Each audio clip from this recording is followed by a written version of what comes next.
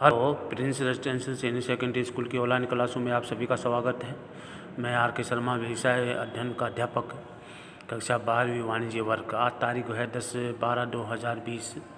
आज आपका जो टॉपिक चल रहा है वो प्राथमिक कार्यों का जो टॉपिक था वो आपको करवा दिया गया है।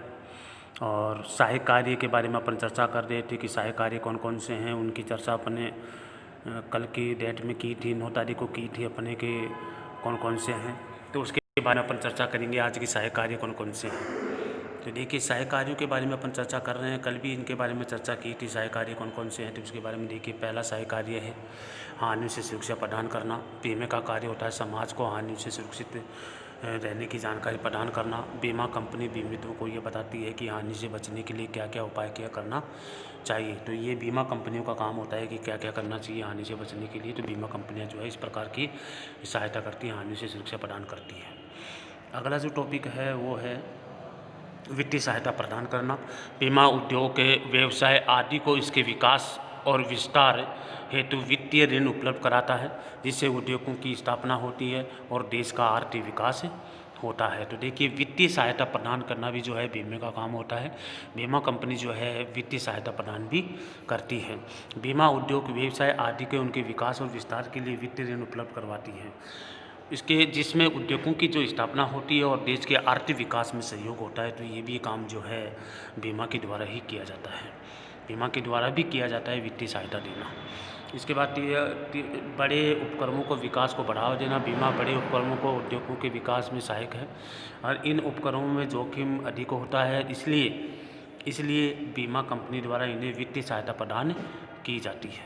इसके बाद जो है डी है कार्य क्षमता में वृद्धि करना। तो कार्य क्षमता में वृद्धि करने का काम भी जो है इसके माध्यम से किया जाता है। बीमा में चिंताओं से मुक्त करता है। बीमा एक ऐसी कंपनी है या ऐसी जो दवा है जो चिंता होती है उसको मुक्त करने में अपना सहयोग करता है। बीमा चिंता नहीं होने के कारण व्यक्ति निर्भय होकर के कार्य करता है।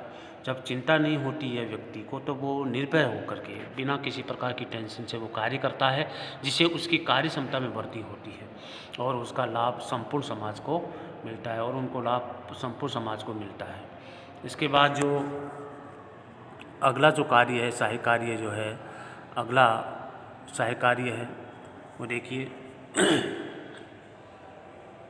अगला सहायक कार्य है निर्णय को प्रोत्साहन देना। निर्णय को प्रोत्साहन देना। बीमा देखिए आगे उद्देश्य की बात कर रहे हैं कि सामान्य उद्देश्य, दूसरा पॉइंट जो है आपका सामान्य उद्देश्य कौन कौन से हैं, प्राथमिक उद्देश्य, सहायक उद्देश्य और अब आता है आपका सामान्य उद्देश्य। तो सामान्य उद्देश्य की बात करते हैं कि सामान्य उद्देश्य क्या है। तो देखिए, सामान्य उद्देश्य की बात कर रहे हैं कि सामान्य उद्देश्य क्या है। तो सामान्य उद्देश्य देखिए, बीमा के सामान्य उद्देश्य कौन कौन से हैं। पहला है निर्णय को प्रोत्साहन देना। बीमा के द्वारा अंतर्राष्ट्रीय व्यापार में आने वाली जोखिमों का बीमा करके सुरक्षा प्रदान की जाती है, जिससे देश में निर्यातों में वृद्धि होती है। ये भी निर्णय लेने को प्रोत्साहन देने में भी अपना सहयोग करता है। नंबर 2, बचत का साधन। बीमा एक बचत का स्थान है। बीमे के द्वारा जो प्रीमियम जमा करवाया जाता है वह प्रीमियम राशि की बचत कहलाती है। इसके बाद अगला जो कार्य है सामान्य कार्य सुरक्षा, सामाजिक सुरक्षा प्रदान करना। बीमा का उद्देश्य व्यक्ति को सामाजिक सुरक्षा देना है, जैसे बीमारी है, वृद्धावस्था है, मृत्यु है आदि पर सुरक्षा प्राप्त होती है, उसे कहते हैं सामाजिक सुरक्षा। ग्रामीण विकास में योगदान। बीमा कंपनी ग्रामीण क्षेत्रों के जो लोग होते हैं पशु बीमा आदि सुविधा या फसल बीमा आदि सुविधाएं दे करके उनके जो विकास में योगदान देते हैं। गांव के विकास में योगदान देने का कार्य भी बीमा के द्वारा किया जाता है। संपत्ति को सुरक्षित करता है और विकास कार्यक्रम को भी बढ़ावा देता है। इसके बाद जो है ये तो हो गया आपके बीमा के कार्य या उद्देश्य। अब है बीमा एजेंट किसे कहते हैं, इसके बारे में पर चर्चा करेंगे। बीमा एजेंट किसे कहते हैं। बीमा एजेंट का अर्थ क्या है इसके बारे में पर चर्चा कर रहे हैं। देखिए, एजेंट वह व्यक्ति होता है जिसे किसी दूसरे व्यक्ति द्वारा किसी कार्य को करने के लिए नियुक्त किया जाता है। एजेंट प्रधान द्वारा नियुक्त वह व्यक्ति है जो तीसरे पक्षकार के साथ व्यवहार करने में अपनी प्रतिनिधित्व का कार्य करता है, वो एजेंट कहलाता है। प्रधान वह व्यक्ति जो एजेंट को नियुक्त करता है प्रधान कहलाता है। तो बीमा एजेंट की विशेषता कौन कौन सी है, इसके बारे में चर्चा जो है आने वाली क्लास में आपके सामने की जाएगी। बीमा एजेंट के कार्य कौन कौन से हैं, तो देखिए, बीमा एजेंट की नियुक्ति बीमा कंपनी द्वारा की जाती है। तो आज के लेसन में मैंने आपको जो है बीमा के उद्देश्य और कार्यों के बारे में आपको पढ़ाया गया और बीमा एजेंट कौन है इसके बारे में भी आपको बताया गया। इसलिए आज की क्लास में आपको इतना ही पढ़ाया जाएगा। आगे जो है एजेंट के कार्य आपको पढ़ाए जाएंगे।